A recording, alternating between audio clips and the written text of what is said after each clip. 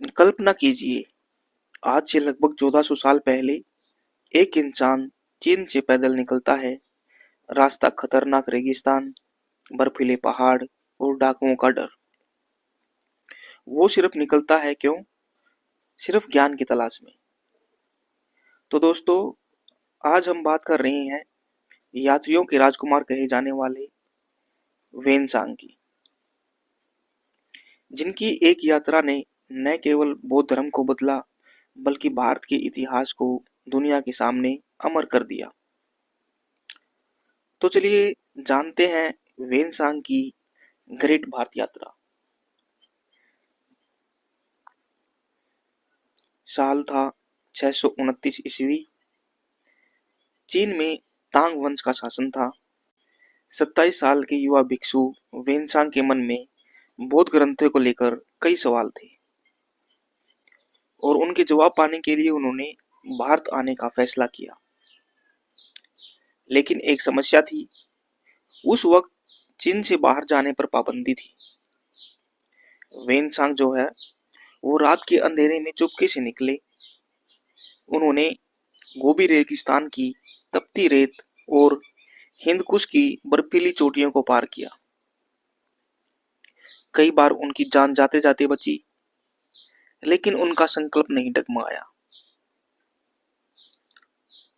तो फिर आता है साल 630 ईस्वी। वेनसांग भारत की सरजमी पर पहुंचे। उस समय उत्तर भारत के सबसे प्रतापी राजा थे सम्राट हर्षवर्धन। हर्षवर्धन वेनसांग की विद्वता से इतने प्रभावित हुए कि उन्होंने वेनसांग को अपना राजकीय अतिथि बनाया। वेनसांग ने अपनी किताब शी युकी में लिखा है कि भारत के लोग बहुत ईमानदार और अतिथि सत्कार करने वाले थे।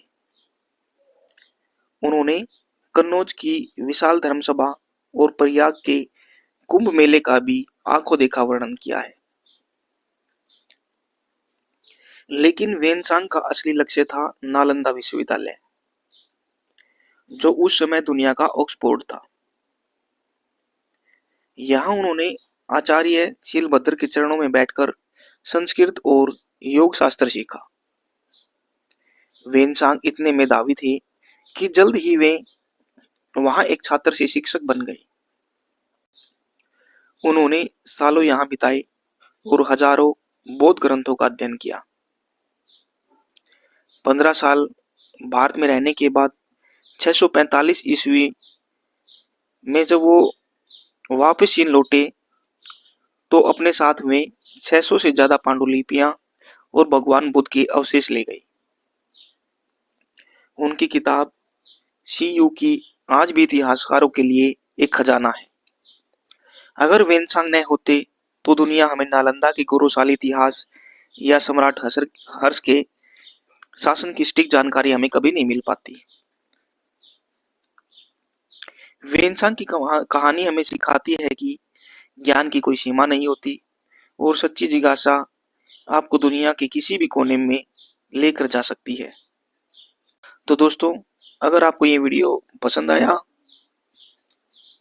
तो कमेंट में जरूर बताइए और ऐसी ही ऐतिहासिक कहानियों के लिए सब्सक्राइब करना न भूलें।